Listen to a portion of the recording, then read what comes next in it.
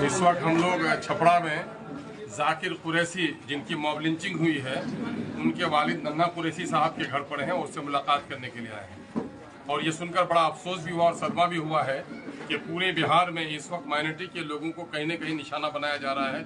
Mob lynching के जरिए से उस पर खौफ की एक नफ्सियात पैदा की जा रही है और पुलिस ने अब तक 4 आदमी को गिरफ्तार किया है, लेकिन जो और मॉब लिंचर्स हैं उनकी गिरफ्तारी अभी तक नहीं हो पाई है। दूसरी तरफ ये है कि यहाँ के एसडीओ के बारे में लोगों ने शिकायत की है कि गम और गुस्से की हालत में जिस तरह से बच्चा रोता है तो माँ खिलौना फेंक देता है, तो इसका मतलब ये नहीं कि माँ उसका गला दबा दे।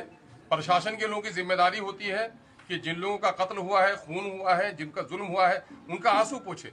ऐसे वक्त में गम और गुस्से में सड़कों पे टायर जलाना, ये तो राजनीतिक पार्टियों का तरीका रहा है, गम और गुस्सा इजहार करने का रहा है। उस पर आकर जिसने अभद्र गालियां उन्होंने दी हैं, एक अफसर के लिए, जैसा कि हम लोगों ने सुना है, एक अफसर के लिए कहीं से भी ये जेबा नहीं है कि आम लोगों को इस तरह अभद्र गालियां दे।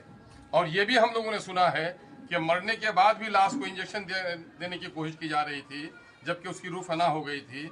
इस मामले पर दबाने की कोशिश न की जाए।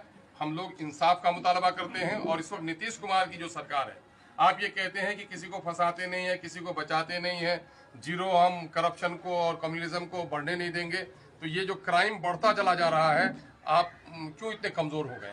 ये कहीं न कहीं से ऐसी पार्टियां जो माइनॉरिटी के और दलितों के वोटों से खिलवाड़ करती है, उनकी साजिश का एक हिस्सा है कि कहीं न कहीं से माइनॉरिटी को खौफजदा कराकर कोई किसी वोट को मुत्तहिद करना चाहता है, और कुछ लोग हैं कि माइनॉरिटी को खौफ दिलाकर उनके वोटों पर कब्जा करना चाहता है। ये गहरी साजिश बिहार में चल रही है। इस साजिश का भी पर्दाफाश होना चाहिए और ऐसे लोगों के पीछे किन लोगों का हाथ है, उन तमाम तो लोगों की गिरफ्तारी होनी चाहिए। हम लोग इसका मुतालबा करते हैं।